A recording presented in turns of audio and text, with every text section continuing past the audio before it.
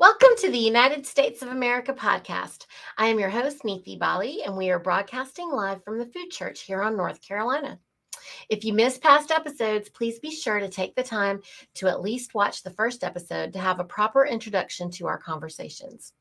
Please be aware that we expect you to behave with honor in our comment section. We are a people at peace, and we have declared peace to all nations around the world. This is not a marketing and promotional channel. We are shining a light on knowledge that is being hidden from you. We are sharing the truth about your birthright and your inheritance. We have marshals at arms that are designated as moderators who are assisting in the comment section.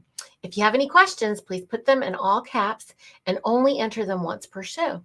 I am joined on air with Ohio Chairwoman Lisa Schaefer, and now I am proud to introduce you to Justice Anna Maria, who is joining us live from Alaska today. Good morning, Anna. Good morning, dear. I hope that you're having a great morning, and I wanted to ask you if there's any news on James. James is hanging in there as the heroic figure he is. What is it? Old age isn't for sissies? Well, he's not a sissy. He's going forward no matter what. So, he's managing to keep his poop in a group and making progress every day. Great. Well, Lisa and I were thinking that we would start. We have a couple of questions from last week, and then from there, we would go over just a little bit of, an education piece, and then get into everybody's questions. What do you think? Might as well. Here we go. So this question is, can all states pass a public law to ban chemtrail spraying together as a whole country or a federation?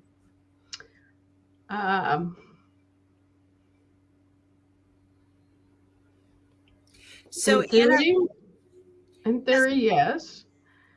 But enforcing it would be, see, what those chemtrails are, they're under a contract with private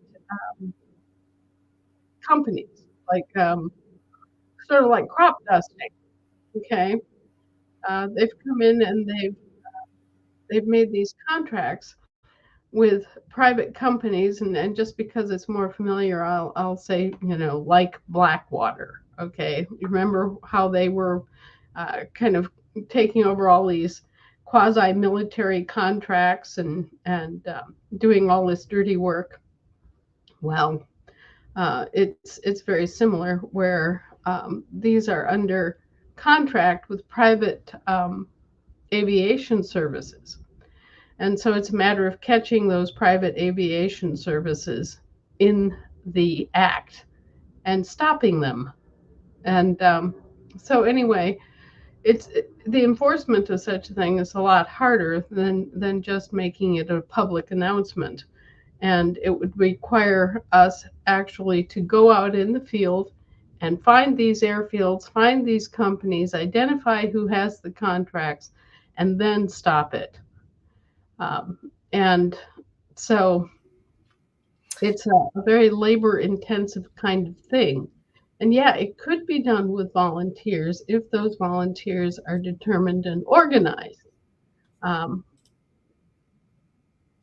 It's just a matter of how do you find that many people, get them organized into a task force, and do it on top of everything else that we have on our plate. May I ask a question? Sure. So if the Federal Aviation Administration has authority, supposedly, over what goes up in the sky, what is authorized to be in the sky, could that public notice go to them? I mean, absolutely. Could that public law go to them, and then to say, there needs to be a moratorium on any company that is spraying chemicals in the sky, and that must be that then must be particularly noticed and licensed. Maybe that's an approach to it, is to go after the Federal Aviation Administration. Well, the FAA does not keep those kinds of track on exactly who has what contracts, and they don't have a special file on crop dusters. They they keep track of the kind of airplane and the range and the the technical data and the licensing and all of that kind of stuff, but they don't really keep track of, you know, beyond a very superficial level of, is this a commercial jet, or is this a a Cessna 180 being used to get out to the cabin. They don't really track the use and purpose beyond that. So they would not necessarily, and I don't think they do, have a record of which planes are equipped for that kind of thing. Um, they might have a roster through other departments of, say, planes that are equipped for firefighting duties, planes that are equipped for spraying water, for example. They might, or one of the others like BLM or some of the other agencies may have collateral information that would help us identify which air services would be more likely to be involved in something like this. But our experience has been that most of those contracts were let out to a company called Evergreen Aviation, and they were one of the chief distributors of this stuff. But then they were basically taken down for other reasons because they were being used for smuggling and human trafficking and all sorts of other things. So then the contracts to do this spraying got redistributed out to numerous other companies, and we're only beginning to get a handle on what the other companies are. And we're still having difficulty identifying who exactly is providing the gunk. Where are they getting the stuff that they're spraying? Mm-hmm. And that has proven to be the question of the day. We know that it's industrial waste. We know that it has been the content and the nature of the slurry has changed over time. Mm-hmm. We know that the basic slurry was all about distributing industrial waste products that are incendiary. Mm-hmm. And now more recently, they've been adding all sorts of other stuff to the mix. And the big question is, in the end, instead of chasing all these different aviation companies, which sort of is a, catch a fish by the tail thing, to me, it's more important that we discover where this slurry is coming from. Because if we figure out where the slurry is coming from, we can stop it at the source and not chase our tails looking for all these various different aviation companies, which are or which could be hired by the perpetrators to distribute this stuff. Right. They're also using electricity. They're also just sparking. I mean, like, it's not that they're always dumping chemicals, because they are poisoning everybody, first of all. So can there not be just you're not allowed to poison the sky? Like, why do we need to know the name of it? We don't need to say that. Okay. We don't even have to say that. It's, you're not allowed to poison the environment, period, at all. So what they're doing is illegal. It's not like we have to create a new public law and go out there and raise flags and take votes and all of that over something as basic as you're not allowed to pollute the environment. Okay? Right. Yeah. So we've already got plenty of laws on the books. These are criminals, folks, and we have to catch the criminals. So Shouldn't our We Air Force be doing that, or military? Like, isn't this a job for the military? the military's in between the rock and a hard place because they're here occupying our soil and they're not supposed to be in the first place. And then, even though they are here, they are not supposed to be. So, how are they supposed to act and actually take an action like that, for example, when technically they're not supposed to be here? I mean, it's sort of like, yeah, we're in Cambodia. We shouldn't be in Cambodia.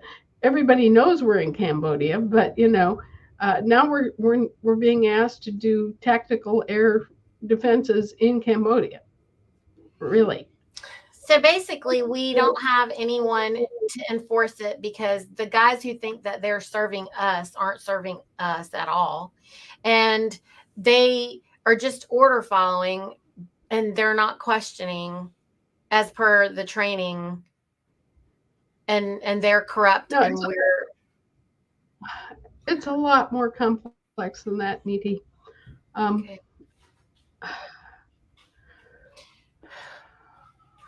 There. Did you read my article about the militia? I did. Okay. The militia is supposed to be our armed forces guarding our states and overall our country. Okay. Um, and that's the way it was designed. In the Civil War, the military services not only went rogue through an unlawful conversion into mercenary forces, but they occupied this country. But it's an occupation that's illegal. Okay? They're not supposed to be occupying our country. That's not what they're paid for or what they are supposed to be doing. That's not in their contract, so to speak. They're supposed to be out there protecting us from foreign invasion and those sorts of things. So the place where they should be is on the Mexican border. So that's the kind of thing that the standing army and the army in general is supposed to be doing for us. They're supposed to be acting for us in an international defense capacity. Okay? We're supposed to be taking care of our own defense using our own militia in each state. And if you look into the details of the settlements coming out of the Revolutionary War and the provisions for the federal government to provide regulatory authority and control over alcohol, tobacco, and firearms, you'll find a very surprising thing. Firearms are not defined as what people think of as firearms. Firearms are defined as big things like cannons, like, surface to air missiles, like howitzers, large caliber machine guns, tanks. Those are the sorts of things that are considered firearms. Our pistols and deer rifles are of no concern and aren't even mentioned. Okay, so the idea that that personal, thank you, my first cup of the day. Lovely. Well, Anna, folks are asking the question. We wanted you to break it down. Thank you so much for doing that. And all I'm getting out of this still is when we get our courts up and our states seated, then we have the instrumentality to actually promote and support and enforce our laws and defend our borders and our skies and our water and protect everything, which we are unable to really do the way that we would like because we need our courts up. Then we can start holding everybody accountable, right? Yeah. Well, here's the problem. If you don't have your courts up and you don't have your jails established, then, what are you going to do with all these guys once you got them? You're going to have to turn them over to the de facto to handle, right? Yes, ma'am. And, you see, it's just around and around and around. Now, that isn't to say that we wouldn't wind up having to take these criminals into the de facto anyway, because technically most of them are de facto citizens. So, But if they're they not our. violate us, If they violate us, we have every right to take them to the de facto and say, look, that guy over there came into Joe's bar and busted the whole place up, and he's one of yours. You take care of him. Okay, now here's the problem. Um, Imagine that you are living in a port city somewhere on the coast of the United States, and the Portuguese fleet comes in. The Portuguese fishing fleet comes in and tie up at your dock, and a whole bunch of Portuguese sailors come ashore, and they're having a good time, and they go out and they get into a big brawl with some Irish sailors who are also there, and so you've got these Portuguese, fighting with the Irish, and there's a big mess, and the car gets set on fire, and two or three of the guys get hauled off in an ambulance, and it's a big mess. Okay, so you're the port city manager and the harbor master, and then you have to address the captain of the vessel, right? Who is actually like an ambassador. He's a foreign officer, right? So you're addressing the captain of the vessel, and you're telling him, well, your guys came into our town and they created all this mess and blah blah blah. Well, what happens? You can't keep the Portuguese sailors in jail because they're what? They're Portuguese. But you can return them to their captain and demand that he discipline them, which he will. But the only option that we have in that case is to deport them. That's where the word deport comes from, is to, okay, get out of our port. You're causing problems. You are deported, right? So the same thing happens with US citizens and citizens of the United States that come onto our jurisdiction and cause harm and cause problems for us. We deport them. So, and it's very much the same thing, whether the action is taking place in a port city or it's taking place on the land, and they are responsible then for disciplining their own people. But they have a very good guidance, and one of the very good guidances they have is the quote law of the land. And the reason it's called the law of the land is to differentiate it between the law of the land and the law of the sea. So that when these guys come onto our property in our space, they have every right and reason to act according to the constitutions, because that's the established law of the land. You see, they're looking at it from the standpoint of sailors coming ashore. So, okay, you're on board the ship, and here's the law of the land. When you go onto the land, this is the contract. This is what you're supposed to be doing when you're on the land. What you're doing on the sea is under the law of the sea. It's a whole different thing. But when you're here, you're supposed to be acting according to this. And they've been evading that by pretending that we're all sailors from foreign countries, no less, which is a whole bunch of happy horse shit. Yeah. Well, Well, okay, here's another one from last week before we get into everything for this week. Would you recommend that more than one state stand together, Anna? They already do. And it's called the Federation. That's what we do, is that we represent the states as all of them standing together, but we don't have an absolute carte blanche to do that. Some subjects we can do that, and some subjects we can't. For example, nobody in the history of the earth has been given any right to talk about health issues um, as a nation, as a whole country. There's absolutely nothing in federation or federal law that gives any entity any right to speak to that. right. So, Anna, I think the nature of that question is more if you've got would it be better that a state wait to stand until there are several other states that will stand with them at that time, have lawful standing at that time, than it is to put one state up and wait for the others to follow? Well, all of the states have their General Assembly in place, and so all of the states are standing in that fundamental manner. All the rest of it is internal. All the rest of it is subset assemblies and subset committees and, internal organization. You don't necessarily have to have all of your internal organization together to make decisions and to, have power as the state. Well, the General Assembly is the general government of the state.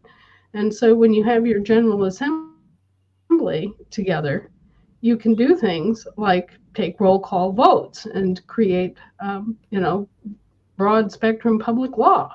You're already empowered. And the the issues then become internal. What have you got established within your assembly to serve the purposes of a state? I mean, what do you have that will provide services to your people? Where's your militia? Where's your court system? Where's your group that can conduct international business? Um, those functions, okay, think of them as functions, are something that the General Assembly needs to orchestrate and organize within its membership, okay, within its members. But those are subsets of the General Assembly. The General Assembly, just in and of itself, has vast power. Um, and it may have powers that were not mutually shared.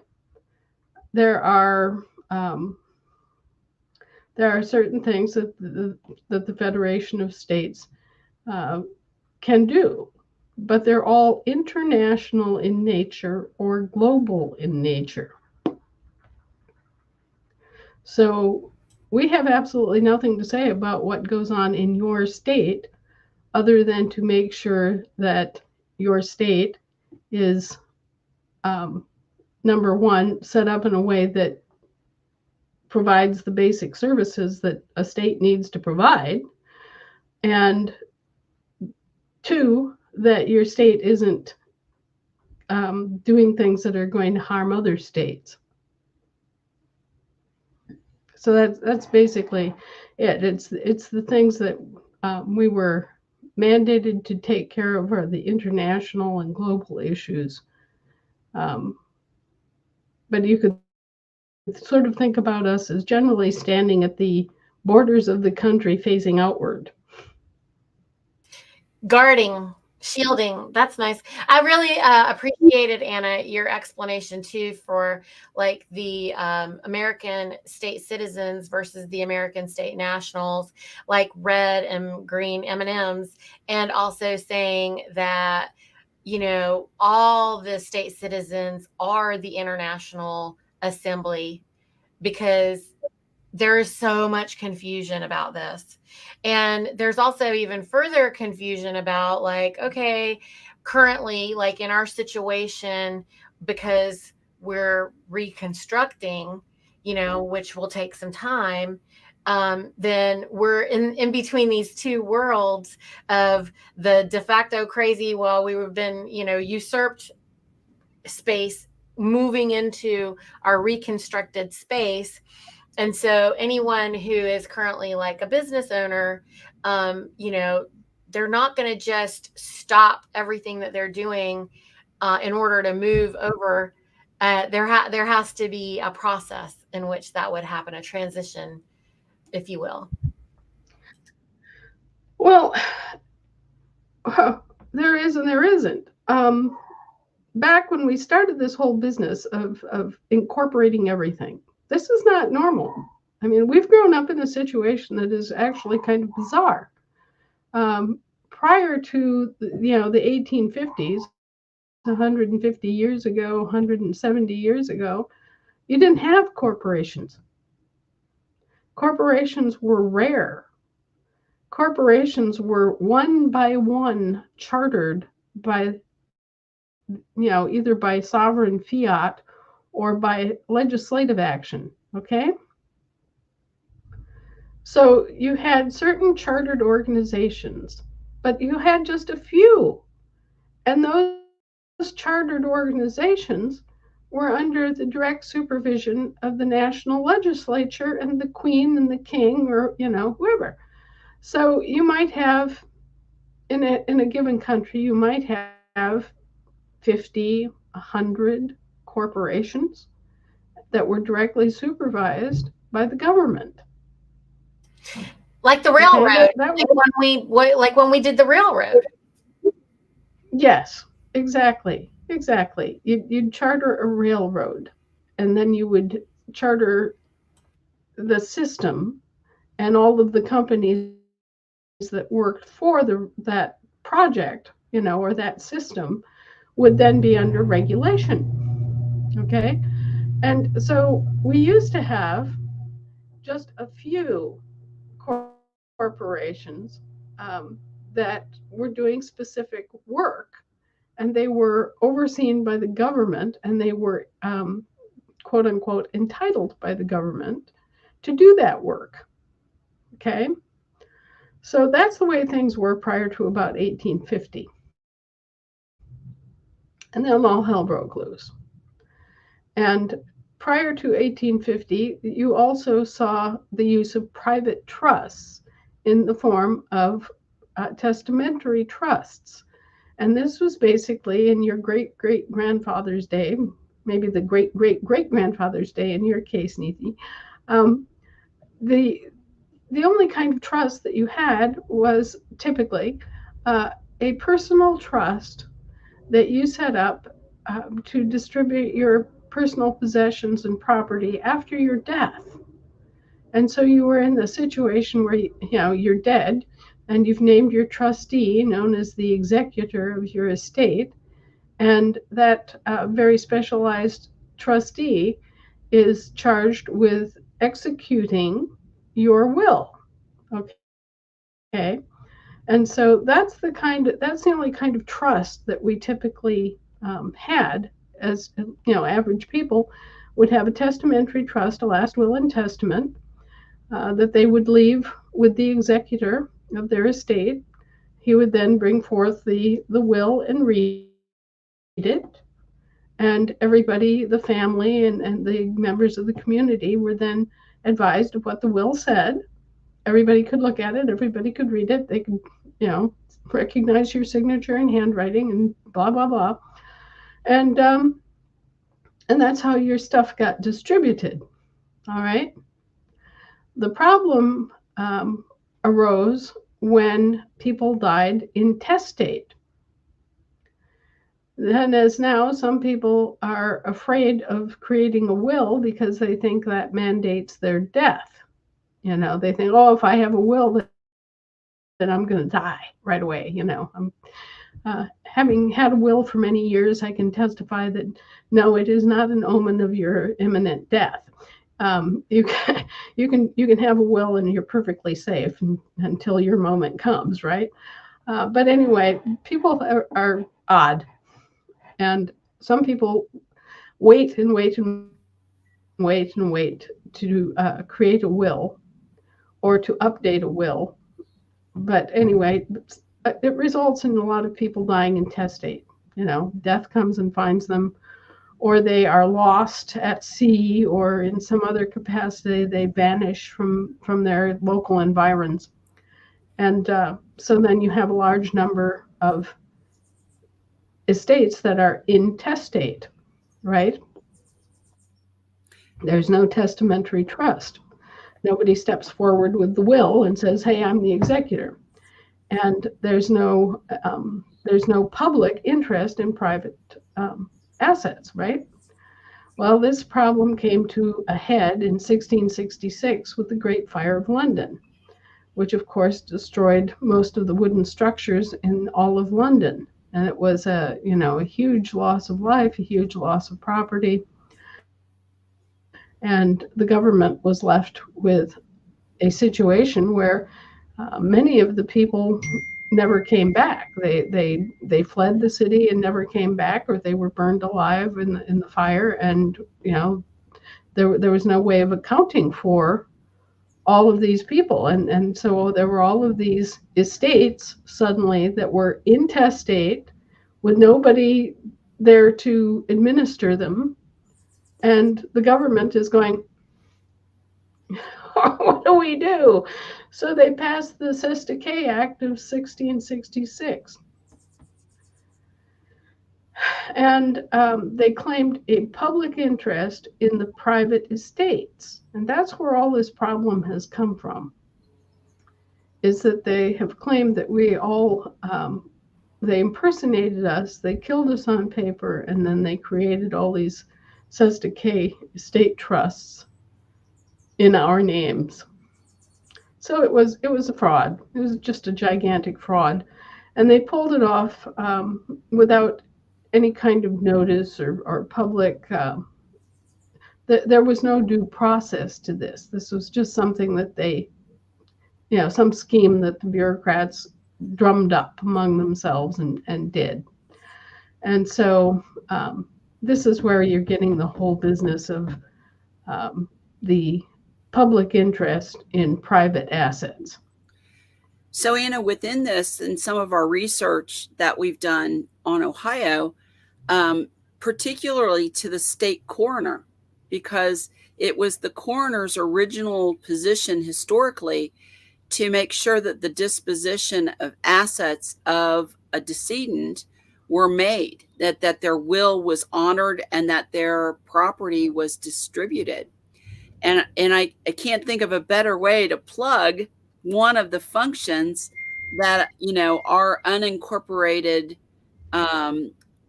coroner, as part of our General Assembly, that's a service that they provide then for us, and to get and to be able to get our General Assembly and our a state coroner up and functioning to assist with those activities.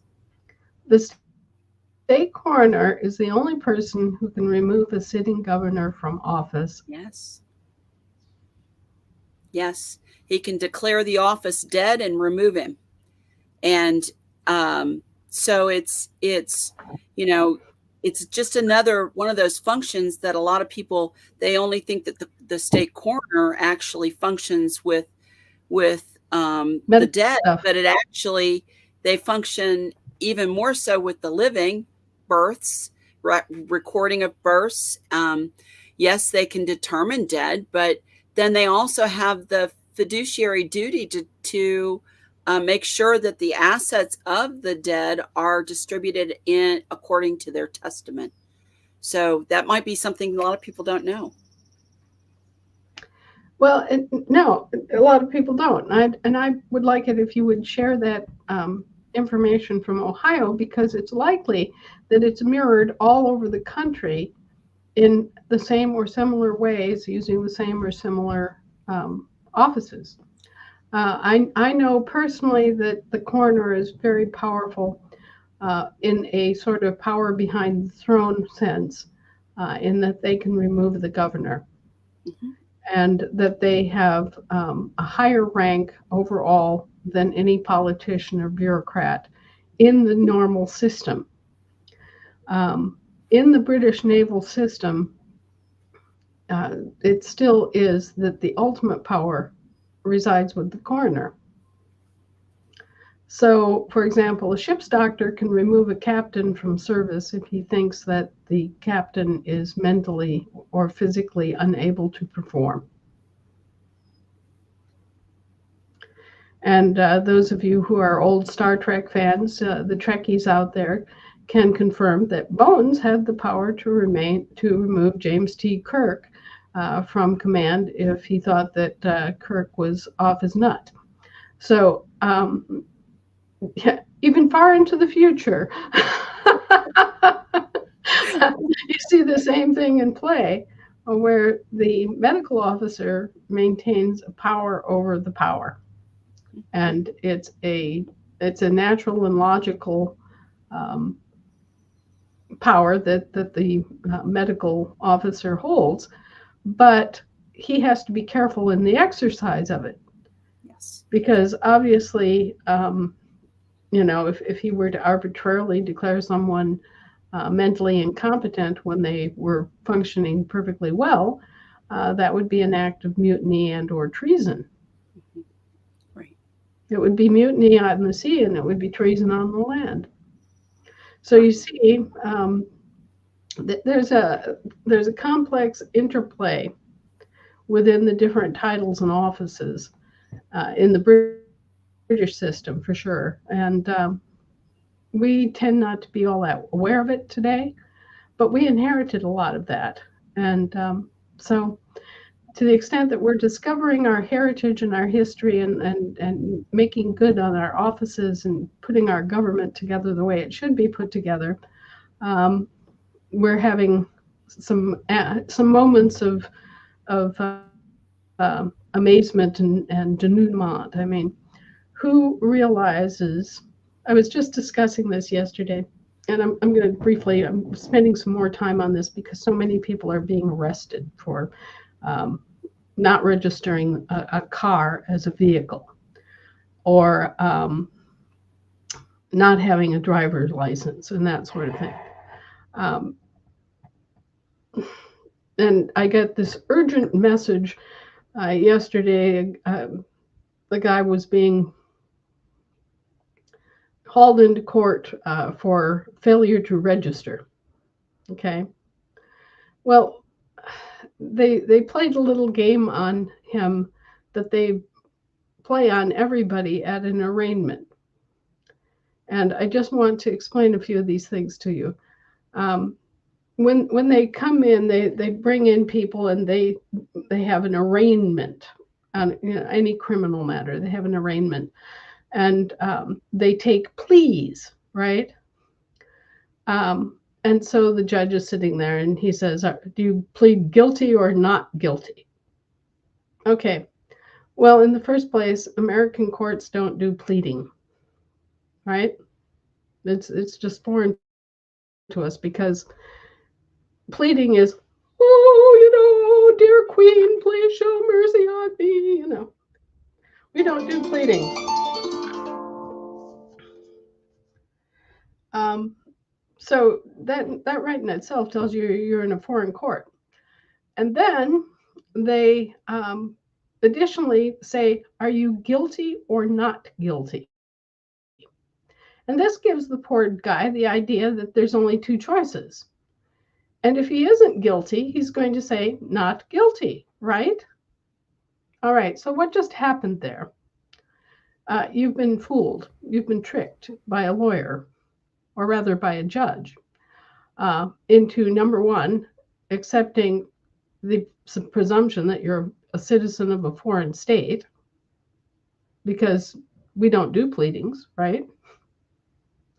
And number two, you've taken on the burden of proof. While you walked into the room with the burden of proof being upon them to show that you have an obligation or duty to register your private car, you just accepted the burden of proof to show that you don't have to register your private car in a court that by definition cannot hear fact or law. So how are you going to prove that you don't have an obligation to register your private car in a court that has no ability to hear fact or law? You see, you're being stitched up. You're being, as the British say, you're being stitched up. You're being fooled into putting yourself into a position where they can just rape, pillage, and plunder and blame you for it. Okay, so he was very lucky in that he had a judge who kind of read the tea leaves, read between the lines, but what the guy was trying to say, and showed him mercy by altering the language and giving him the option to plead innocent. And if he had sense enough to plead innocent, well, then the judge would let him go and plead innocent. He would that would mark him as somebody that had to go to a different court and who had, made a different, um, he'd created a different relationship with the court by saying innocent, which our guy thankfully had sense enough to do, even though he wasn't really familiar with what was going on in the court itself, you see. So out of 25 people that were arraigned, he was the only one who said innocent and was then given an entirely different roster of choices and sent on to his own later court date in a different court and a different it'll be a completely different situation for him. The other 24 are just getting put through the mill in the grand British tradition of just load them up, conscript them, and put a stamp on their head. So this is something everybody needs to know when you are faced with any kind of a criminal indictment in one of their courts, is they will give you this choice between guilty and not guilty. Don't take the bait. Just stand there four square and say, I am innocent, thank you, sir. And that will put you in a completely different track. Now it's still going to be a track, and you're still going to have to learn how to defend yourselves, and you're still going to have to learn the little ins and outs of the foreign system to an extent in order to claim what you need to claim. But just like we can't arrest Portuguese sailors and keep them in our jail and punish them under our law, they have to return us to our courts and our system when our system is up and running. Let's get our courts up, friends. Yes, well, our law is tough. Our law is very draconian, but it's our law, and it's what we provide ourselves to manage our own population. And we have every right to do that, and so we do. Meantime, there's even something bigger on the horizon that I just want to very quickly explain to people that we are facing a financial crisis. A financial crisis is different than an economic crisis because objectively, there's nothing wrong with the economy except Joe Biden. Our economy can be managed and it can be fruitful and productive, and our agricultural land and everything else is we can manage it better and we can do better, and there's really nothing stopping us economically, okay? But financially, they've made a terrible mess of it. And they've made a terrible mess of it by lying. I mean, when it really comes down to it, it's about lying and unlawful conversion.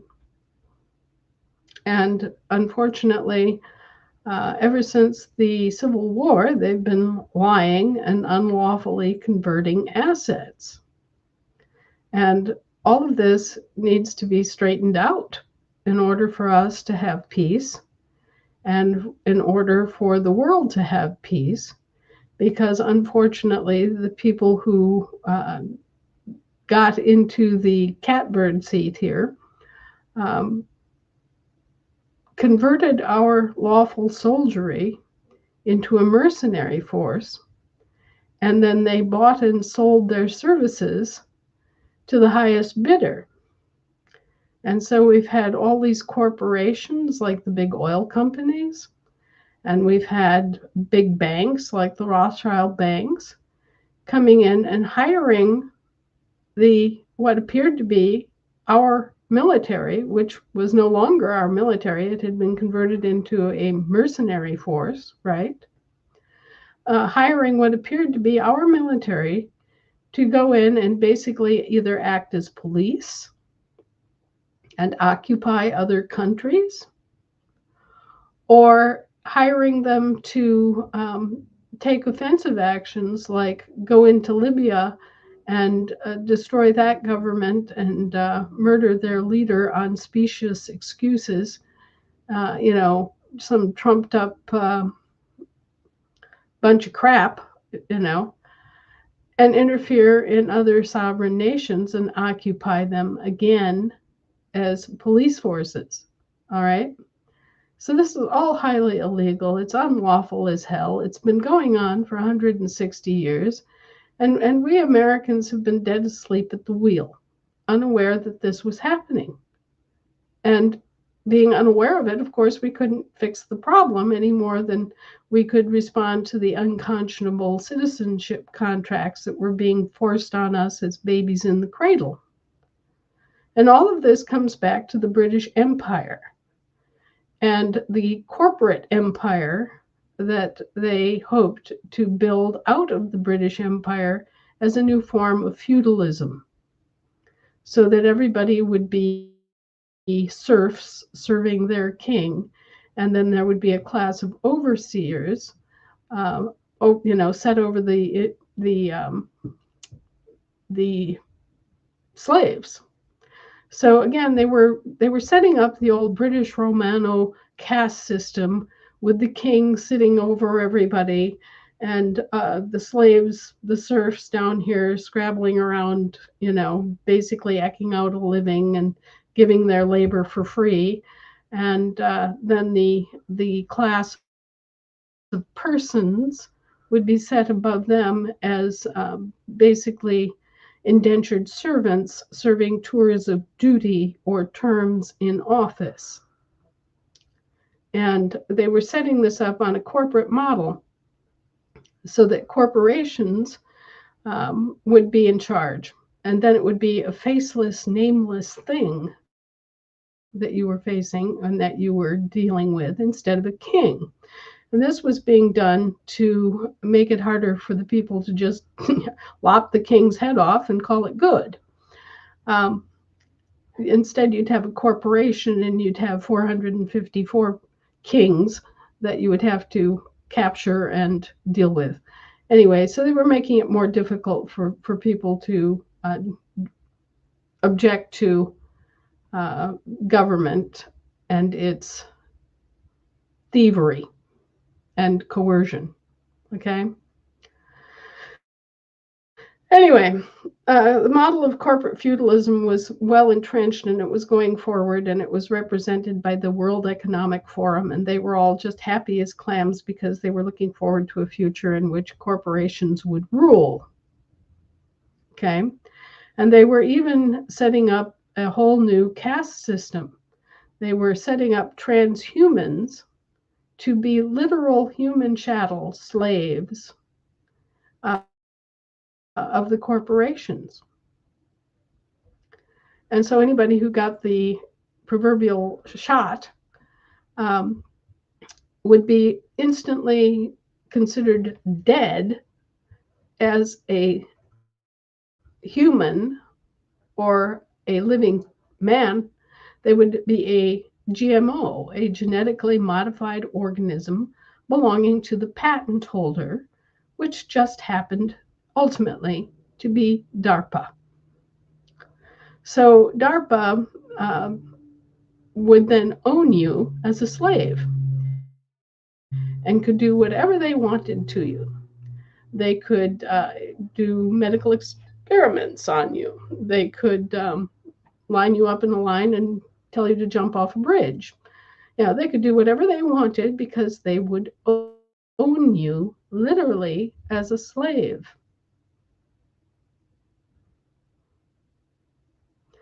And that patent would give them ownership of anyone and everyone who accepted any of their mRNA products over the course of the next 100 years. And of course, by then that would buy them time to come up with some other shtick. It's really like a sci-fi movie. Well, it's just criminality is what it is. It's actually pretty dull garden variety criminality. The problem is that we haven't had our enforcement up and able to deal with it. We're I working. mean, this is just plain lies. This is just, you know, lies and false claims and false contracts and bullshit. It's specious. It's the kind of stuff that little kids would do in the playground. You know, oh, Johnny's the He's it. Remember when we used to play games where you'd run up, you'd tag someone, you're it, and then everybody is trying to get away from it because if it touches you, then you're it, right? Well, how is that any much different from, you know, arbitrarily redefining a man as a corporation and it, right? You're it. You're not you. You're it. You see, even the little kids on the playground are picking up on this and know that it's a fraud and that it's a game.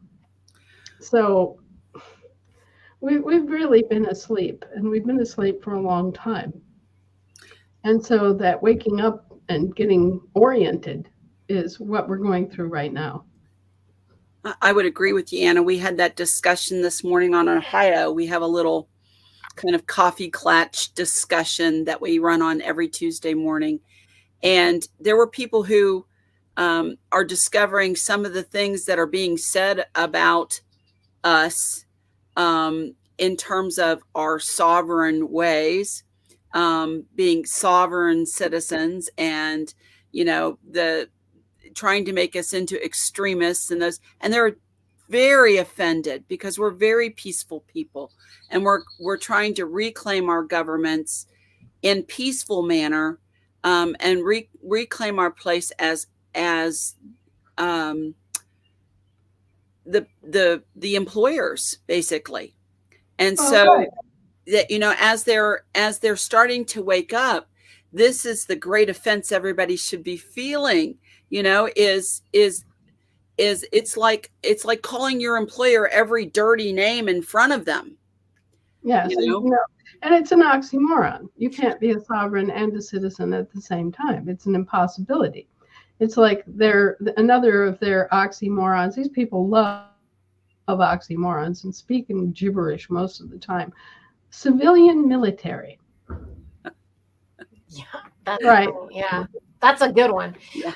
They're also, but now, Anna, they're calling us American state nationals, and they're trying to create a hate group against it. I actually had a friend of mine who we were talking about our assembly. Everybody in this country who was born here is a national of their state. Yes. And they need to get that out. Everybody needs to get that information out. And then on top of that, they need to get the information out that they've been robbed and misrepresented. Okay, so everybody has a stake in standing up and saying, no, that isn't true. That isn't the way it is. I'm sorry, but I've been misrepresented. And everybody has a stake in objecting to the use of oxymorons like sovereign citizen and civilian military. This is nonsense. These things do not exist. And what they're trying to do is create the image in the mind of the public that all these whack job characters that arguably do or do not exist, like the Unabomber, sitting out there in the woods building pipe bombs. There are some people like that, and but once again, they're trying to create this villain that they can save the public from, when in fact they're the villain. A boogeyman. The boogeyman. Lisa and I were having this conversation. Lisa and I had this conversation this morning, Anna, about the fear and being courageous. And we wanted to talk with you about that because our people need to be courageous, because they are literally trying to use now American State National, like the actual truth, and turn it into a bad word, and we can't allow it. Look, Niti, what that's coming from is from David Straight. It doesn't really have anything to do with American state national, because we're all American state nationals at birth, period. If you were an American born abroad, you're still an American state national through one of your parents. So our nationality comes from our states. It's always been that way. It still is. And everybody is an American state national. Get it through your heads. You have to be converted into something else in order to not be an American state national. Exactly it. That's exactly it. Okay, so there's that. Now bring along David Straight. All right, so David Straight is a federal employee, but he was also born on one of the American states. I don't happen to know where David was born. Let's say he was born in Minnesota. No, I don't know. All right, but let's just, as a for instance, let's pretend that we know and that David was born in Minnesota as an American state national, right? And then he grew up, went through the school system, went into the military. When he went into the military, he unknowingly signed a contract that converted him into a foreign indentured servant. General issue is what they call it, right? What he did was he signed up for a tour of duty, a specific time period, when he would do what? He would serve in some branch of the service, the Navy, the Air Force, the Army, right? But he was unknowingly signing himself into a contract of indentured servitude. And the length of his service was his tour of duty. In order to do that, he was also changing his political status. In order to serve, he had to convert his original American state national status into that of a U.S. capital C citizen, a British territorial United States citizen. Okay? All this is happening. He's never told a word about it. This is all just, even the recruiters don't know. Okay? The recruiters don't know what they're doing. They're out there, conscripting these guys into foreign service, and they don't even know it's a foreign service. So it'd be like someone coming to your town, signing your son up for service in the French Foreign Legion and not telling him that it was the French Foreign Legion. All right? Anyway, so all these guys go into the service. They adopt this foreign political status as a British territorial capital U capital S capital C citizen, right? And now they are what? They're in a dual political status. Now, some years ago, in 1937, the two parent corporations operating in the District of Columbia, that for simplicity we will just describe as the United States Incorporated and the USA Incorporated, got together in collusion and they signed a document called the Declaration of Interdependence of the Governments in the United States. Okay, and by this collusion, they agreed among themselves that when anybody signed up for the military and became a capital U capital S capital C citizen, or anybody signed up in the federal civil service, which is run by the other corporation, and became a small c citizen of the United States, that they would be considered a dual citizen of both. Okay, so nowadays when the guy goes in and he signs up to serve in the Air Force as an indentured servant, he also gets saddled with being a small c citizen of the United States, which is a condition of slavery without an endpoint. All right? So here he is, whether he signed up for the military or he signed up for a federal civil service job, if he worked for the federal government at all in any capacity, his political fate is sealed, right? And he has no access to any protections under any constitution because he's what? He's a foreign citizen. It would be like, remember our two gangs of Portuguese sailors and Irish sailors? Okay. It would be like you were suddenly converted into a Portuguese citizen and a British citizen at the same time and held a dual citizenship in these two foreign countries, in two foreign jurisdictions, and had completely lost who you originally were. Your American identity has been totally obliterated in this process, and you are now a federal or national citizen. Okay? And you are owned by the corporations operating on the District of Columbia, either as an indentured servant in the case of the military or as a slave of the municipal government. By your own hand, signing an undisclosed, fraudulent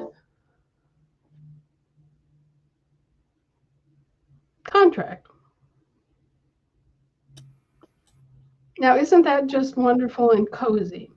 Well, okay.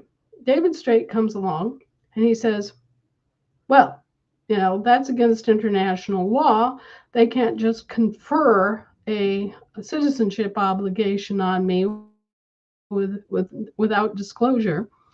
And I don't want to be a slave for the rest of my life to the municipal government. I never agreed to that. So I'm going to change that aspect of my political status. Instead of being a small c citizen of the United States and responsible for all its debts, I'm going to just claim to be a British territorial citizen, a U.S.C citizen, and for my other dual citizen or dual political status, which I can hold, I am going to be an American state national. I'm going to reclaim my identity as an American, and I'm going to claim the protections of the constitutions for that American while I'm in federal service. I usually describe that like being on the beach in North Carolina and straddling between the beach and the water and daring the little sharks to take your leg off. Yeah, well, that's exactly it. It is, because on one hand he is functioning as a military adjunct, right? Mm-hmm. And on the other side, he's functioning as an American. Can he do this? Hell yes, he can. It's completely fair for him to do that. In fact, members of Congress do that. Members of Congress also claim to be citizens of foreign countries while they're serving in Congress. Hillary Clinton claimed to be a citizen of Ireland. Right. And that's where she escaped to after the Great Fall. Well, that's what makes the fifth letter in our letter process, our letter notification process, after we've corrected our status, so important that fifth military letter that cancels their contract forever be made. So if you're a veteran out there, you need to be making sure that you've written that fifth letter and gotten that information and gotten it off, because that takes you out of that little c, slavery. Well, Lisa, you need to tell people from the beginning, because we are on YouTube where people don't know what's going on here necessarily. So be very specific. If you're a declared American and So, in the process of being an American state national, once you have your two witnesses and you make your declaration of the Naturalization Act of 1779, and you make a declaration of your political status as an American, after that's all done and recorded and published, then we go into a phase we call the letters phase. And those are making notice, official notice, then out to your Secretary of State to cancel your voter registration and your municipal contract. You're making notice to the IRS and the Internal Revenue Office as well, that you are not a taxpayer. You're not that seaman still paying all that tax to them for the benefit of having a job with them or being a slave. Right. And then the fourth letter is to the Secretary of State of the United States that informs him officially that you have changed your political status, gives him your part of your declaration of political status, gives him an original. And then that starts to change the master file within the federal system so that they know who you are and who they're dealing with. And a lot of times that's reflected, hopefully, in your passport process then eventually, so that they know who you are. But the fifth letter then is always done by veterans. And those veterans, that is basically your cancellation of contract, because up until then, you're just kind of in this retired state that could be recalled at any time. And we have veterans that right now are being recalled or attempted to be recalled. And, we really encourage them to write that fifth letter and cancel that contract. Right. Well, our government, the Federation, is objecting to all such contracts as undisclosed and predatory. And so we are basically saying you conscripted these men as indentured servants in a foreign government service without their knowledge or consent or intent. Just like you came in here and you mischaracterized millions of American babies as U.S. territorial citizens. Mm-hmm. We're bringing it. This idea that we are all individually going to have to fight this fight has to stop. The truth will out, and they have to make systemic correction and get back in their box. And, the rest of the world needs to be fully informed. And that's, if you want to ask what the Federation does, among other things, besides building a new banking system and doing all sorts of other hard work that is extraordinary, we're the ones that are bringing it on a systemic level. We're saying, look, this has been done to our country by people under contract to serve us in good faith. And these other governments and principals are responsible. So, for example, what you just saw, this little fandango with the Pope. What did he do? He vacated the office. And basically they've closed down the Holy See. They've closed down everything. They've closed down the Roman Catholic Church, and they are now rebooting and operating as the Western patriarchy. Okay, so all the Roman Catholics have now suddenly been converted into what we would think of as Eastern Orthodox, only now they're Western Orthodox. And that was all done just to get out of the hot seat and to dissolve the Holy See and to get out from underneath the responsibility for having to dissolve all these corporations that have been created out of nothing and empowered, and which are rampaging and causing harm throughout the entire world. Okay. So they have actually dissolved themselves, dissolved their organization, devolved, they are,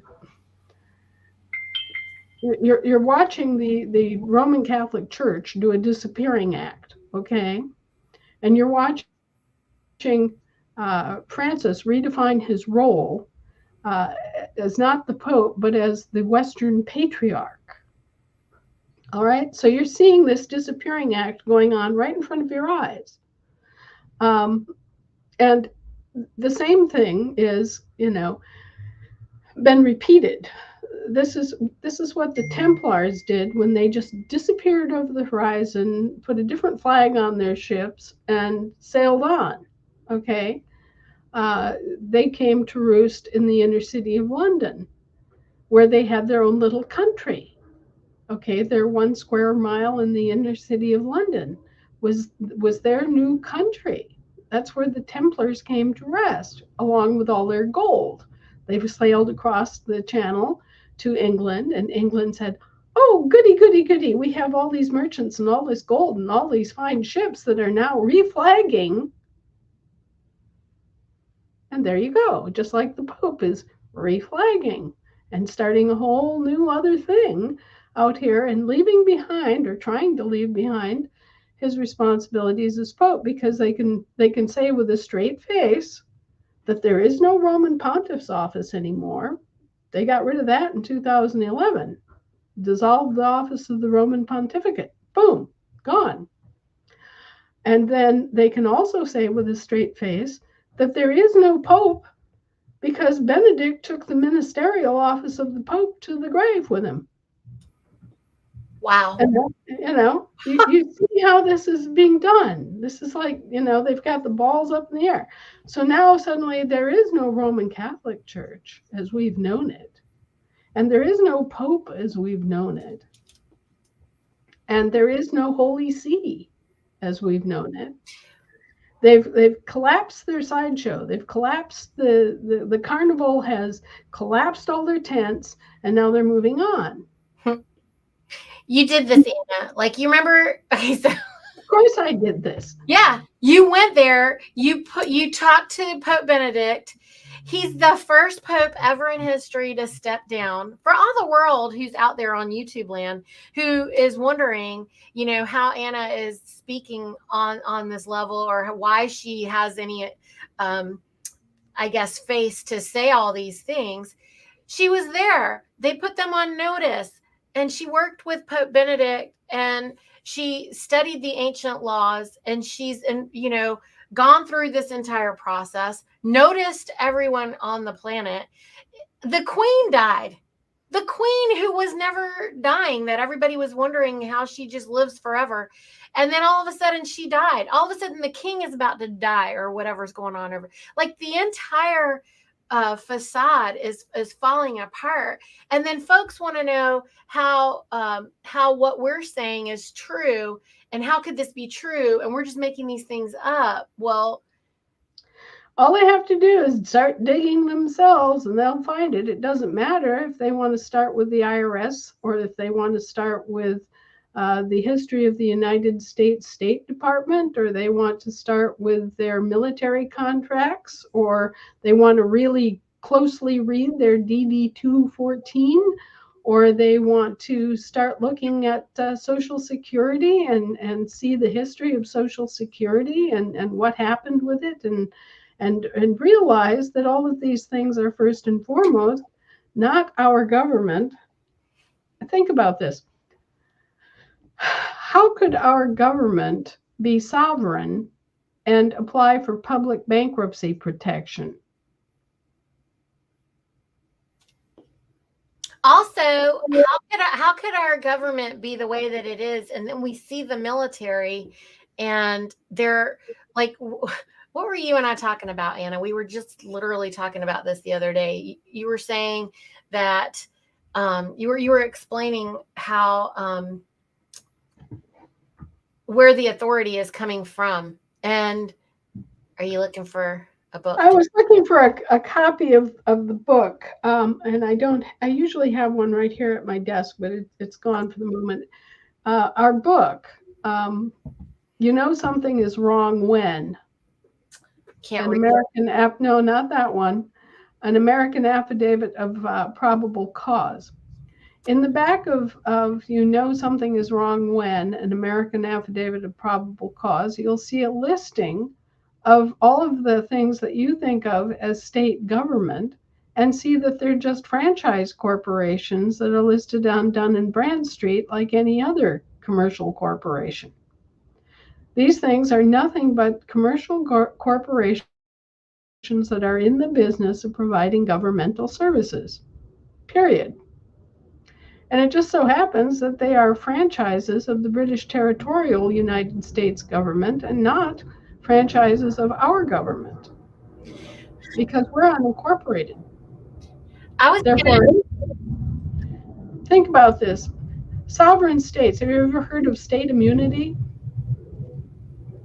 Have you ever heard of indemnity instead of insurance? Sovereign states are indemnified, okay?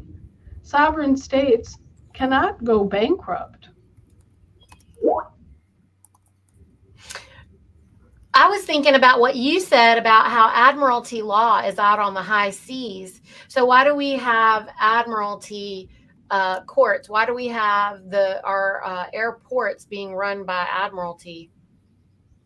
Well, in the normal course of business, you will have admiralty courts and you will have maritime courts, maritime commerce courts, but they will be quote unquote strictly limited.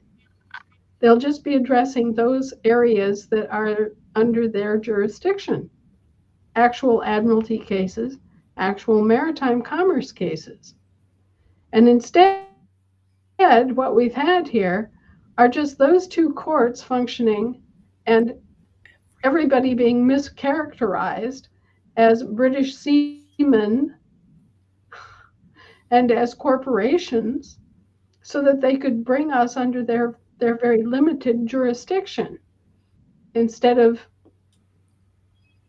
all of the courts functioning as they should and all of the monetary systems functioning as they should.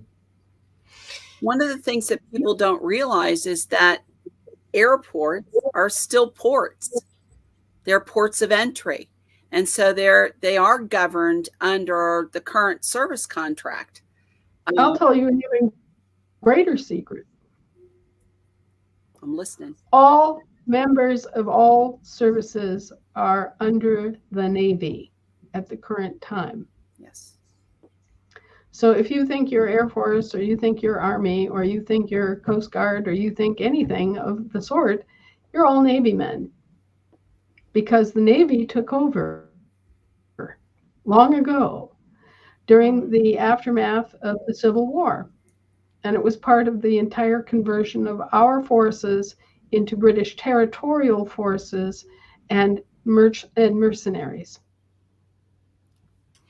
Okay, Anna, we are having so much fun. And you've been telling us so much good stuff, but we didn't take a single question. So do we have permission to take some questions? What would you like to do? Oh, yeah. Okay, I'm going to start. Yeah. Okay, so the first question is, Anna, do you authorize the use of the United States of America Unincorporated as a heading on social media platforms that post content other than the Federation produced official PDFs? No, I don't know. Especially when you have them in all caps. But you see, what they're talking about a corporation, but we're unincorporated. All right. So, and there are a lot of different organizations out there beginning to spread information about us, but anything that comes from them is unofficial. If you get it from us, it's official. Because they want to create chaos and confusion. That's the MO of these folks, right? Like that's how they. Right. We're not responsible for what they do. I mean, we can't keep people from saying you know, incorrect and untrue things about us. Mike wants to know if Vietnam War ended because ranks refused to fight, why not create a three witnesses alternate process to create global account with personal webinar to return Grand Army by the thousands? The Vietnam War didn't end because the ranks refused to fight. The Vietnam War ended because it was illegal. They figured out it was a mercenary conflict. At which point they had to withdraw. That's right. Because somebody called out the truth. This is a good one. Penny wants to know who will be running the regional credit union hubs, and does the state need their own if there is a hub in or on their state? We're going through a huge discussion here, and the discussion has centered around what do we do with all of these people who are in that kind of split jurisdiction stage, who are, say, postal clerks, and they've reclaimed their American identity, but they're still working for the federal government. And so they're members of the municipal district assembly. Can they do business in our credit unions? Well, and in theory, if you have an assembly credit union and it's properly structured, all three, as long as they were Americans, could use that credit union. And that would be a wonderful facility and benefit for all of the federal workers and military personnel who claimed back their American state national status as one of their two allowable federal dual political statuses. Okay. So that would be a good thing for all the Americans who were in service to have the access to a credit union, and it would certainly, it's also a benefit to our people. So then the question comes up, how do we structure this so that all Americans, regardless of their condition of servitude, can have the advantage of a credit union? So we've been kind of doing a little internal discussion, and the lawyers have been going, how can you structure this so that everybody can be served? Otherwise, we'd be looking at a situation where ASNs who were in that dual capacity, who are in some condition of servitude, would not be able to access the banking system. And as Americans, they have every right to access the banking system. It's a lot. Of course but so that's why everything's not ready. Everybody keeps asking about that, and we're like, you have so many variables that you have to make sure you have answers for before we can do anything. So, well, and right now we're backtracking and correcting the way things were named and set up initially so that we can actually open the doors and say, okay, well, if you have declared your American identity and taken back your quote unquote reversionary trust interest in your American estate, then you can be a member of our credit union, regardless of the fact that you are currently an indentured servant, or regardless of the fact that this foreign government claims you're a slave. is there someone to contact about an LRO account that has gone missing? There's no one answering the helpline.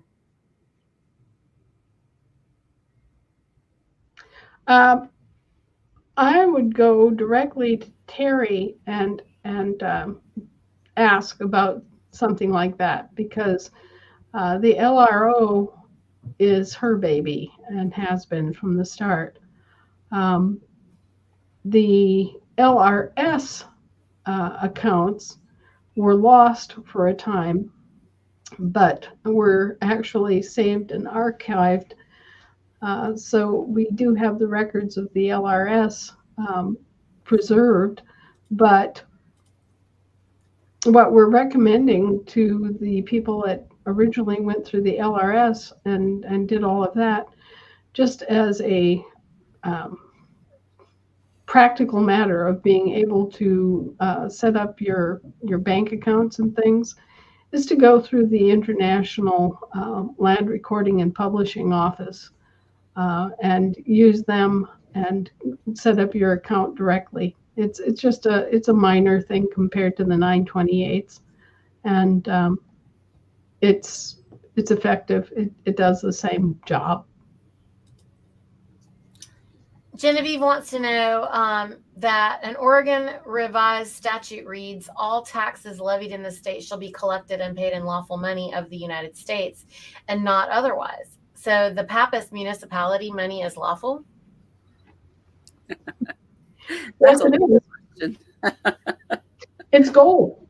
The Vatican has always dealt in gold. And postal orders, postal money orders, which is their money, is redeemable in gold. Now, I don't know if that is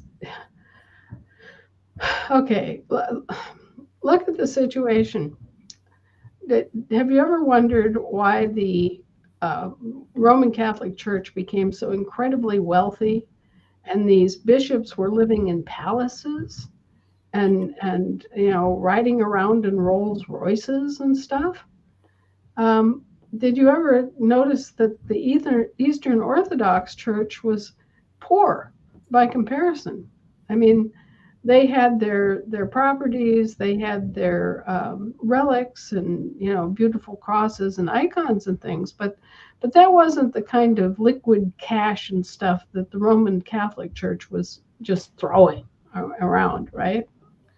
So why the disparity? Was it because people in the West were so much more wealthy than people in the East? Or was there something else going on? Well, we found out what else was going on. When you were baptized in the Western world, you were given a what? A baptismal certificate? Like a birth certificate. And so they were buying, selling, and trading in souls and issuing labor contracts on their slaves, you see. And in order to redeem themselves, they had to buy back all those slaves and set them free. And the major fight between the Roman Catholic Church and the Eastern Orthodox Church was this issue. The Eastern patriarchs said, hell no, we will not buy and sell souls.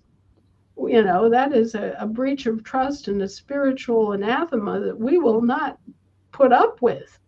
That has nothing to do with the church and everything to do with commerce and evil and the service of mammon. And no, the Eastern Orthodox Church will not contribute to or be part of any such system, and we will not issue baptismal certificates, and we will not blaspheme against God, and we will not sully a sacrament with commerce. Okay, so the Eastern patriarchs said, to hell with that, we're not doing it. Go screw yourselves. We're officially not part of you anymore. We don't want anything to do with you. You're a dirty, nasty bunch of con artists that are taking advantage of people, and we're not going to be associated with the Roman Catholic Church because you're doing this. And this was the heart and soul and breath of the great schism in the Catholic Church that was supposed to be unified, so that you had the Eastern Orthodox Church and you had the Roman Western Church, okay? So what you're also saying is that they had to redeem all those souls. They had to buy back all of the souls that they had bought and sold prior to this in order, and all those labor contracts. So in order to make this rapprochement with the Eastern Orthodox Church work, they had to redeem all those souls that they had bought and sold, and had reduced to a condition of slavery by these labor contracts. And so all of a sudden, you saw Pope Francis telling everybody all liquid assets have to be returned to the Vatican Treasury. So suddenly, all over the world, all the liquid assets of the church are being funneled into the Vatican Treasury. Well, they had to do this maneuver to free all those souls that they had um, illegally and immorally seized upon and enslaved for their own enrichment before they could come to an agreement with the Eastern Church, which they desperately needed in order to be able to continue at all.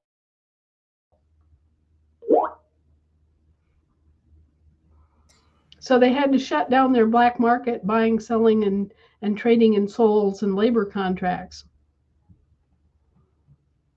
It's a process like, you know, George Washington. Uh, in order to free a slave, in order for a master to free a slave, they had to buy them out of bondage and guarantee their support for the rest of their lives.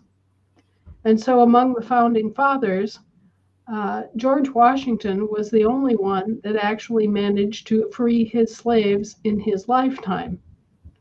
He amassed enough money to pay the bondage fee on all of his slaves so that they were guaranteed support for the rest of their days.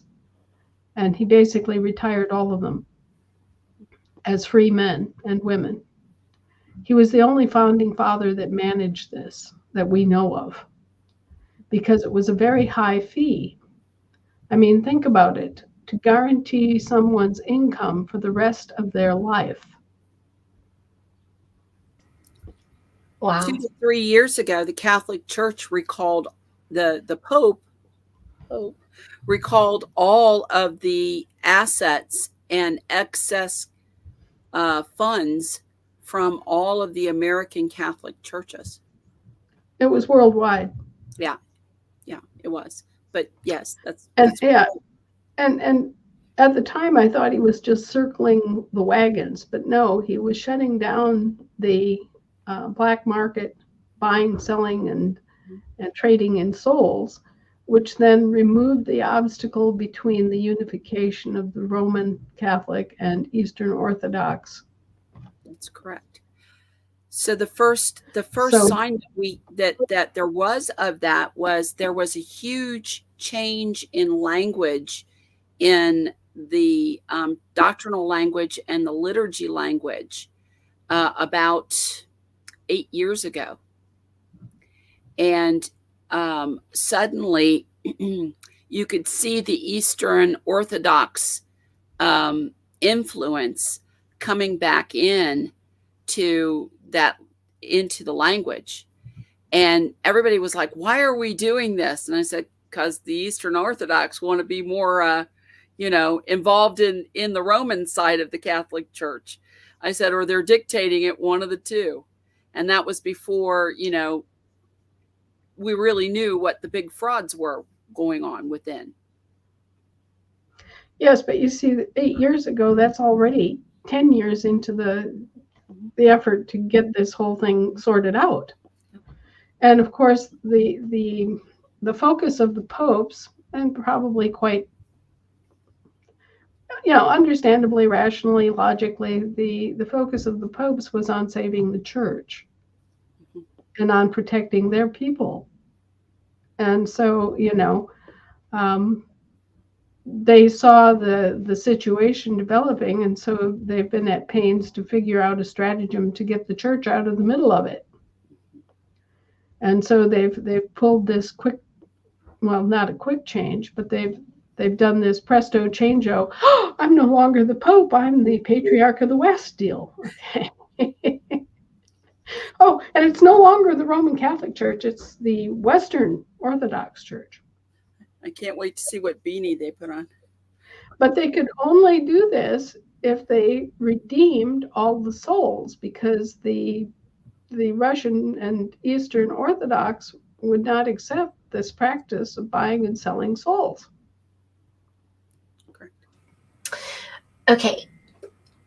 Should we move on to the next question? Okay. Jeanette Fisher wants to know, Anna, thanks for all you do. Can you clarify whether the assembly member's duty to be a juror is optional? Yeah, it is. And it's also something that can be waived just because of your own personal circumstance. You know, if you can serve as a juror, serve as a juror. And if it's really inconvenient or impossible for you, say so. You know, a lot of us have situations in our lives where, you know, we just cannot take time off and serve as a juror, you know, either because of our work or because of our family situation. Gee, I've got 10 kids under the age of 17. What do I do? You can't serve as a juror. You know, gee, I've got my elderly parents at home, and my mother is bedridden, and my father is you know, suffering from severe arthritis and barely gets around. I can't serve as a juror. You know, just be honest, and don't skip jury duty just because you find it inconvenient. Okay. What do we do for a teen traveler who wants to start driving? Until we have our courts up, AW, you do what you're supposed to do with your regular state situation, right? Well, what a teen traveler is still a traveler just as much as anybody else, and they're not obligated to get a driver license. However, it's important for them to go through the driver training. Okay, so we're responsible. We are responsible people. We're responsible parents. We want to make sure that our children know how to drive and are reasonably good at it before they go out on the road and kill somebody or make a wrong turn and kill themselves. You know, this is driving, and you know, motorized travel is dangerous. Okay, we don't tend to think about it, but it is very dangerous. And so the issue here is not so much as do they need a driver's license? No, they don't. They don't need a driver's license any more than anybody else does. The issue is, are they well trained and able to navigate the road system? Are they safe? And are they, or are they a danger to themselves and others? That's the big issue. That's what you really have to concentrate on as a parent, is making sure that they're not a danger to themselves or to others. And you do that by putting them through an approved driver course and making sure they can do all the things that a driver does. It's sort of like you put yourself through the training to have a CDL, even though you aren't going to be a commercial driver, okay? But you put yourself through the training, and you know, you pass the tests so that you can say, okay, I did it. I can do it. You know, I've shown that I've been responsible, that I've done my due diligence, that I've accomplished the ability to drive to a level that is appropriate to join the rest of the people out on the road. And that's what you have to meet. That's where the pedal hits the metal, because if you don't, then you're being irresponsible and you're not being self-governing. And so as a parent, you need, for your child's safety and for the safety of the public, to make sure that they can pass a driver's test. And that they know, I mean, like we have these systems in place, and these traffic lights work pretty good. They work pretty good. Well, also the point of law in this is that under common law, as the mother or the father, we are completely responsible for our property, including the boy or the girl that's operating that car. Yeah. And so, we're the ones that will stand, have to stand in that and answer if they're irresponsible, and we did not take the responsibility for them. Right. Also, Anna, that reminds me of these military people, and the other part of what they're doing is taking our sons and daughters when they're minors. Because our sons and daughters aren't adults until they're 21, and they're taking them at 17, 16. They're in their 9th grade classrooms, trying to take them and get them to sign over their power. Well, you basically have to inform them as their parent. Right. And you know, can your kid run away to the circus? Sure. Can they run away and take service in the French Foreign Legion?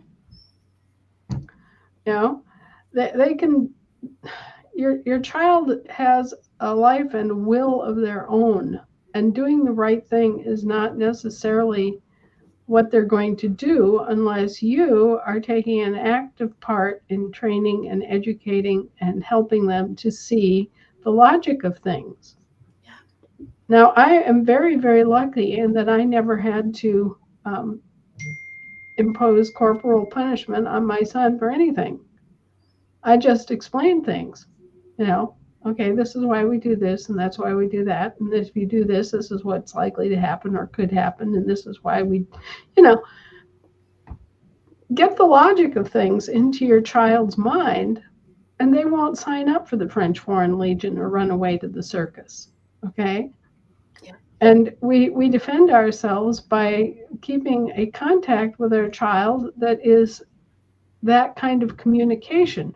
Our job as a parent is to educate our child about how to live. And a lot of parents leave that up to someone else, to the school system, to whomever else. And so it's going to be a whole societal change in terms of what has to go on. Right. We have to claim that. Right. We got to raise them we want to raise them in such a way that we want to hang out with them. Right. And a lot of folks are actually diminished for doing that.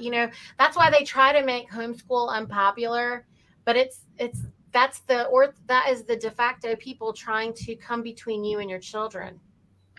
Right. Well, what they want are willing worker slaves.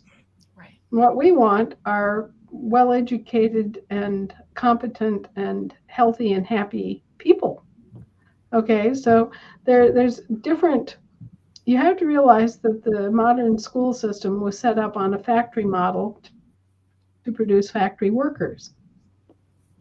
Okay, that's why the government, the corporation, got busy and took over the public school functions, was to produce factory workers, no more, no less. Okay, and so you see this vast change in the school system between 1900 and say 1935, 40. Okay, because prior to that, they were focused on educating well-rounded and intelligent human beings who could think and who could, be creative and invent things and, have a life.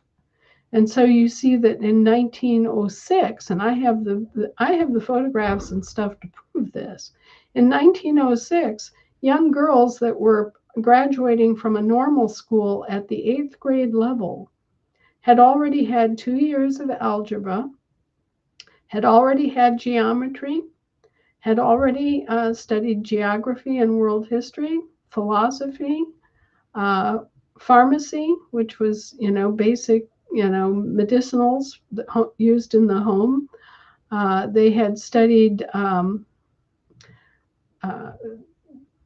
to an extent, they had studied world religions, comparative religions. They had a much broader scope to their education than anything that we have now. And they could all read. They were all excellent readers. And so when they got out of school at 8th grade, they were more competent, more well rounded, had a better grasp of the world in which they lived, and they had more practical skills like accounting and bookkeeping than we do today. And why is that? Well, it's because we had corporations. Pardon me. So, We bless had, you. thank you. We had corporations, commercial corporations, running the government. Bless you. And what did these commercial corporations want? Well, the military side of it wanted willing soldiers who could pull a rope and shoot a gun. And the other corporations wanted bureaucrats and factory workers.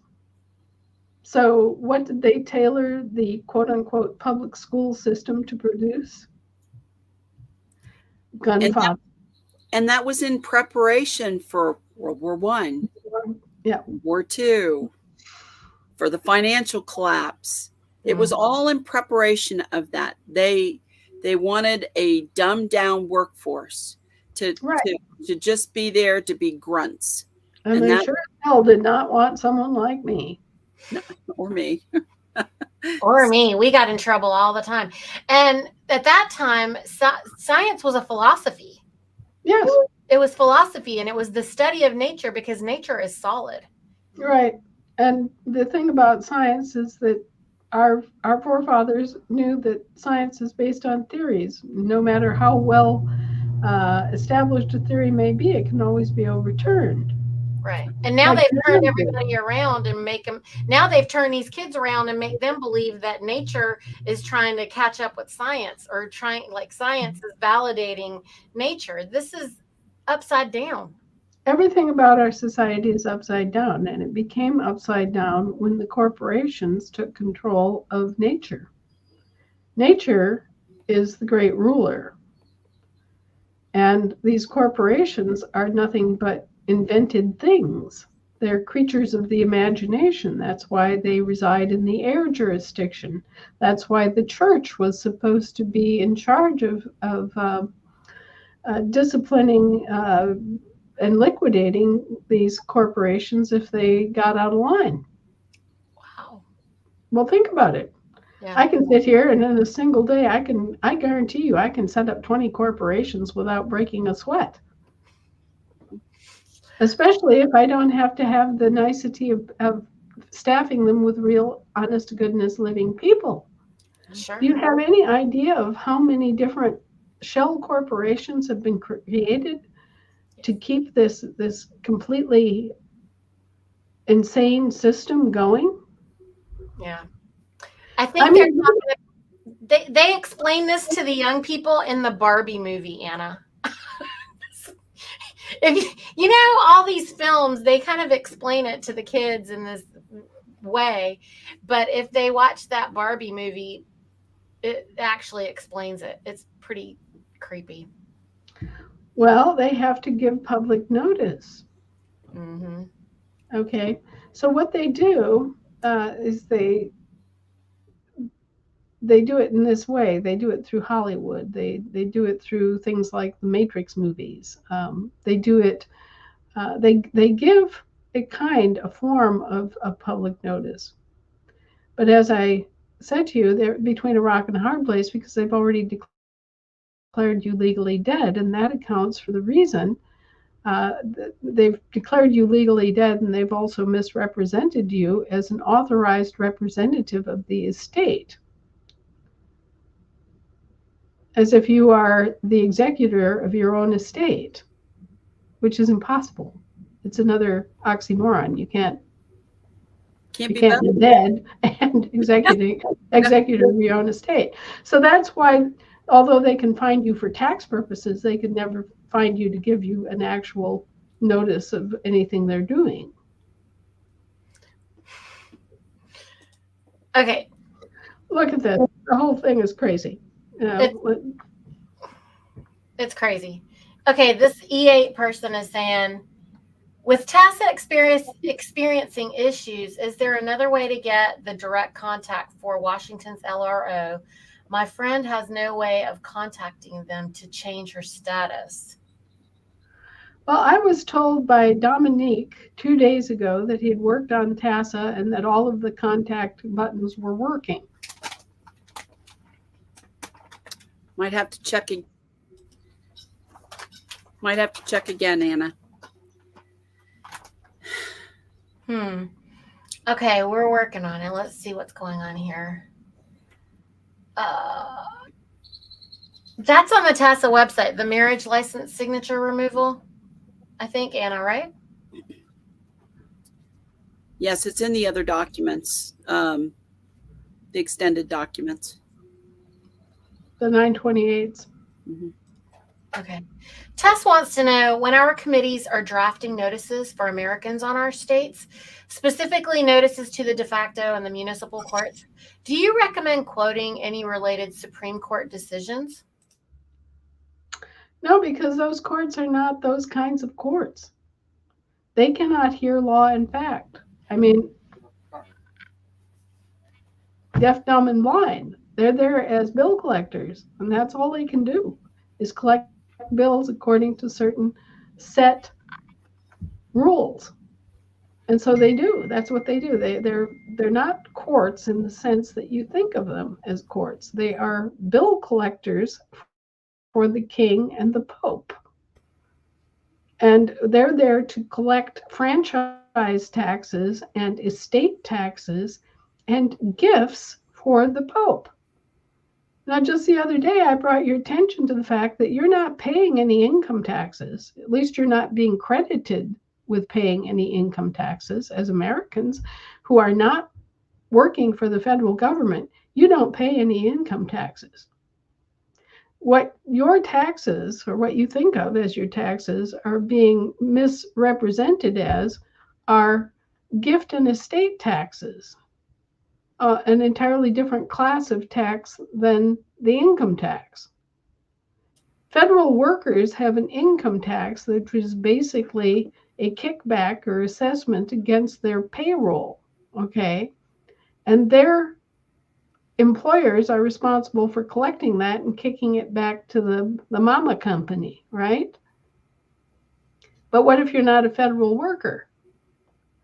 Well, then they claim that you pledged that if you are a Brit, if you're a British territorial citizen, well then your estate owes taxes to them, okay, because you're dead and your estate is being managed for you, and your estate owes them X in taxes, right? So it's an estate tax if you're a British territorial, and on the other side of it, if you're a citizen, a small c citizen of the United States, a municipal citizen, well, then you owe them um, gifts as a slave. So you are obligated to pay what? Peter's pence. Okay, you have to know the history of the income tax. And the income tax began as a war tax on your income in England and France in the 1100s to help the church pay for the cost of the Crusades.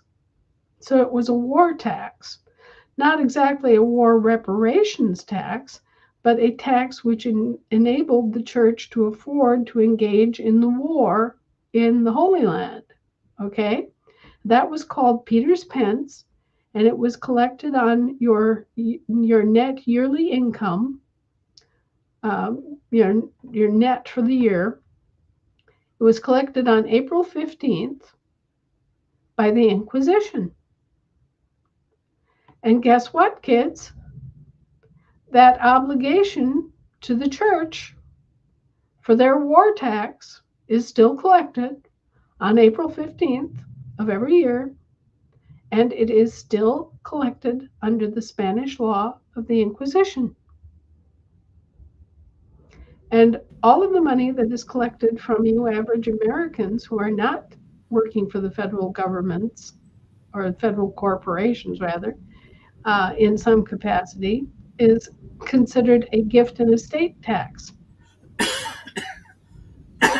Originally, it was also that kind of stemmed off of the Roman tribute system, didn't it? Exactly, exactly.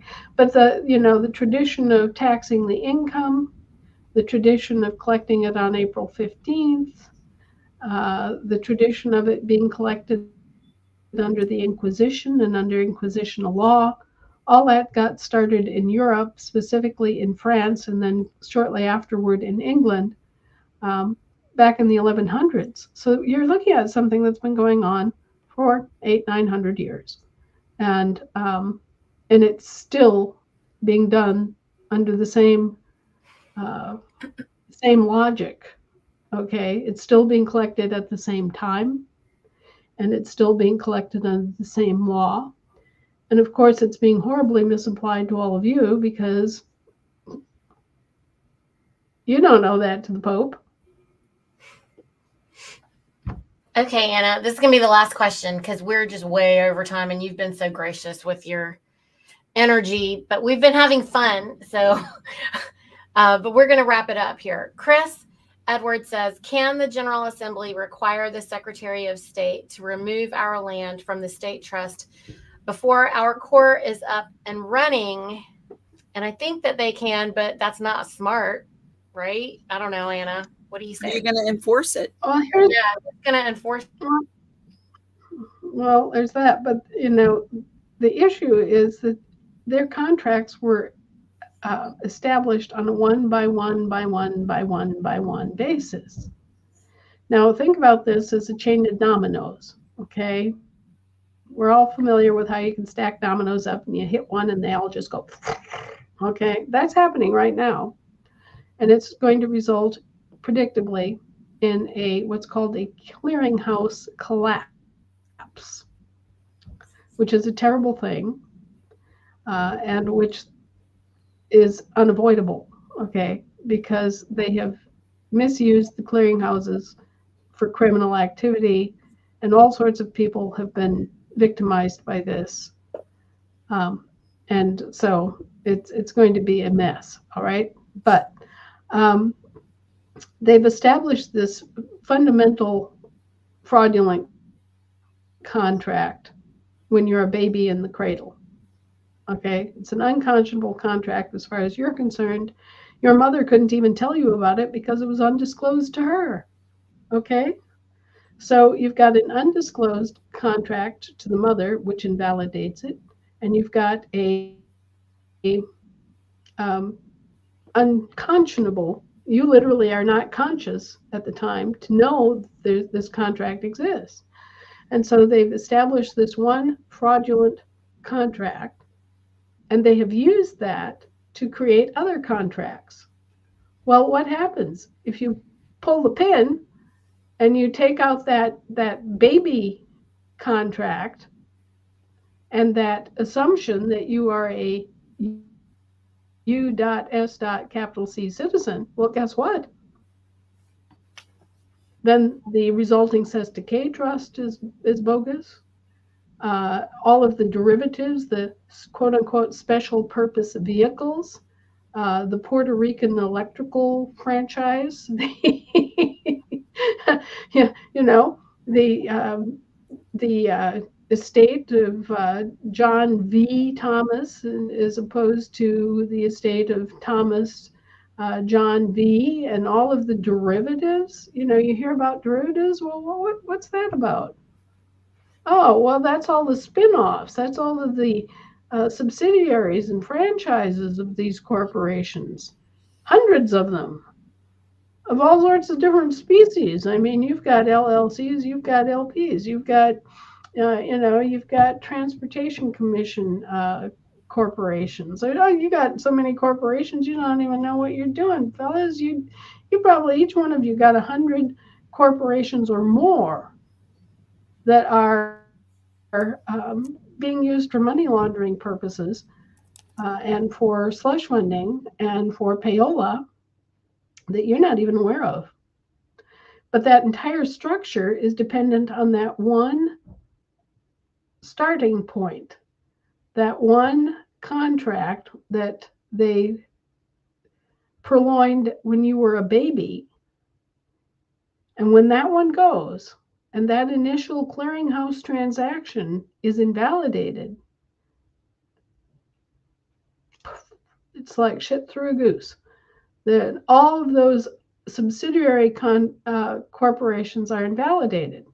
And that's what the Pope knew. All those municipal corporations also go out the window. So when the British deceit and the illegal and immoral nature of that fundamental contract is exposed, objected to, and discovered, well, then all the rest of it goes right straight down the drain. So that's what the Pope knew. And that's what you know. Now, there's one other thing I want to give people that's very valuable before I leave today. All of their witnesses in their courts count for two. Your witness only counts for one. So what happens is, okay, Patrolman George Smith is not trained in the law. He doesn't have any particular expertise that would allow him to determine that a crime has in fact been committed, but he has an opinion that a crime has been committed. So he accuses you, Anna Maria, of a crime, right? You've been speeding, uh, or you have failed to register or whatever. And when he comes into that court, his witness counts as two witnesses against your one witness. So ultimately, a large percentage of these cases are determined simply from that, in that the patrolman counts as two witnesses in their system because he's operating as what? A patrolman. And then he is operating as a Witness. citizen, as a private citizen, okay? And it doesn't matter which side of the court you're coming into or out of. He always has those two witnesses against your one witness. And so in order for you to even that playing field, you have to summon the patrolman as a witness, right? And then you have to ask him, Patrolman Smith, are you testifying here today as in your capacity as a patrolman or as a private person? And at that point, he's got to make a declaration on the court record. He's got to say, I'm testifying as a patrolman, or I'm testifying as a private witness, or I am testifying as both. He has to come out and he has to say it on the record. And 9 times out of 10, because they're not educated about any of this at all themselves, they're going to say, well, I'm here, testifying as a patrolman of the state of Idaho. Okay. So he's just reduced down to one witness against your one witness. And so there's, now suddenly the playing field is flat. All right. So be aware that they count as two witnesses and you only count as one witness. And you have to deal with that in order to level the playing field, or you never get off first base. You're going to be sitting there, and at the end of the day, if you just leave things to operate, chug along like the cogs in the wheel, and you don't do that, and you don't establish the limitations of the witness's role, then you wind up with a situation predictably where, okay, we got two witnesses that say this happened and one witness that said this. The preponderance of the evidence and testimony indicates that yes, a crime was committed, an infraction occurred, and you're guilty. You see how it just goes together like a well-oiled machine to chunk out the result that you are guilty. And in part it's because they have two witnesses and you only have one. That's very interesting, Anna. We had a court case that I helped our litigation team with, and the woman was a companion in the car, and the driver didn't have valid plates, didn't have a valid driver's license. So right away they were removing them both from the car and wanted to do a search on the companion's purse, because she had said that she had a concealed carry permit at the time, and she had a gun in the purse, and it was in the very top of the purse. And so the police officer, rather than search, just have the gun at the top of the purse, turned around and started rummaging through her entire purse. And he found a rolled up, looked like a joint, but it was actually hemp. It was not marijuana. It was not full marijuana. And so she got charged with possession of a drug, right? Went to court, and we had coached her to ask certain questions. One of them was whether or not he was acting in his capacity as a police officer, how he was appearing that day. Okay. And then the second one, we led him through a series of questions that determined that he did not have the legal ability, knowledge, or authority to determine that it was marijuana, controlled substance, or two, that he even knew the law to be able to do that. Never had it tested. And they threw the case out. Of course. So, you're exactly right. That's exactly where it needs to go. Well, and when you know these things, and when you just act intelligently instead of being fearful, then you win. And you can set things up, and you can set it up to win just as easily as they set it up to win. It's just that they've got kind of a mechanized system to give them the win, and you have to learn how to put the little red wagon wheels on pause, and then do your thing so that you show that they're in error. Okay, this is about error. What was so amusing was that in the line of questioning, the judge finally looked at the woman that was asking the questions, and the accused, he looked at her and he goes, he does not have a law degree and he is not capable of determining the law. And it was like, bam, there you go. That was perfect. And she turned around and she looked at me real funny, and I just kind of nodded my head, and she went, well, if he's not able to determine the law, how can he accuse me of a crime? Bingo. Beautiful. It was beautiful. So. He can't. He does not have the education to determine exactly if to interpret the law and determine if a crime has occurred. And all he can do is at that point stand as a private citizen airing his opinion before the judge. So, you've taken away the double witness whammy, okay? And you've reduced him down to a point where it's just his opinion. And there weren't any lawyers there to witness this. So There you go. Yep. I love it. I love it. I love that you are constantly helping to guide us, Anna, to be able to stand in our knowing, because that is actually what gives us our courage, is being able to speak knowledgeably. Because when you know things, it's as solid as gravity, and it's really not hard to go to the edge of the cliff when you know all about gravity. right, Everybody's going to go down. You know what's going to happen. So don't get too close to the edge of the cliff. right. That's all we need to know.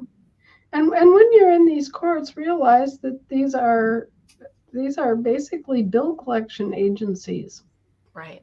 And they're not there to discuss or consider anything about the facts of the law. They're not there to argue about other court cases. They're not there for any purpose other than to collect a bill from you. And, the question in their mind is, does this person owe the bill or not? They trick you into making you feel like you're trying to show them how worthy you are, or you're trying to prove your goodness. It's about good and bad. Well, they do that in municipal court because, of course, the municipal courts are attached to the papacy, and the religious element enters in. Right. Anyway, we don't need to ever fall for their solicitations. Again, They're trying to solicit you for money. That's all they want. And that goes back to the worship of money, right? Like it kind of all goes back to the word of a solicitor used in Britain. What are attorneys called? Solicitors. Absolutely. Pay all that. Pay all that.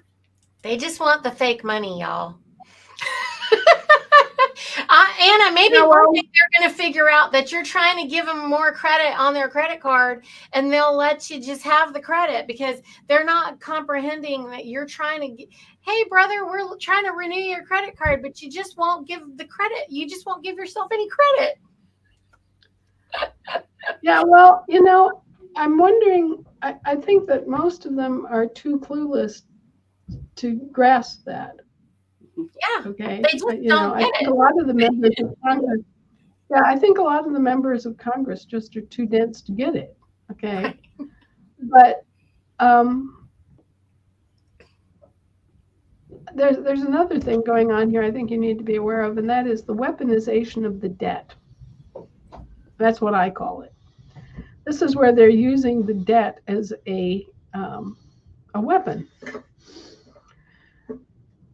I can't recall who it was. Maybe it was Henry Ford who made some comments that were really, little nuggets. But there was a famous industrialist who commented that if I have a debt, it's my problem. But if you have my debt, it's your problem. Basically, I'm paraphrasing. And so, what if I finagle things around so that you foolishly loan me $100 million and I don't have the money to pay you back? Well, yeah, it's my problem to an extent, but the real problem is your problem because now you're out 100 mil and you've got a turnip to pay it back, right? So you can weaponize a debt, and that's what they've done. If you think about this whole process and just use your own brain and sit down and think about it. They have no money. They are service purveyors, right?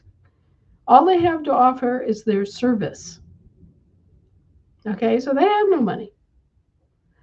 So what do? They borrow against our assets and our money. Okay, so that's what creates the U.S. debt. It's their debt to us for borrowing against our assets. Okay, that's what the US debt is. But then when it goes into commerce and when it goes into trade, what happens? They have an IOU, and what do? You accept their IOU and you give them what? You give them goods and services of value in return. So all they've given you is a worthless IOU. They're promised to pay at some future date in some future way that you have no idea. Okay. And so here now you're holding their debt. Does their debt have value?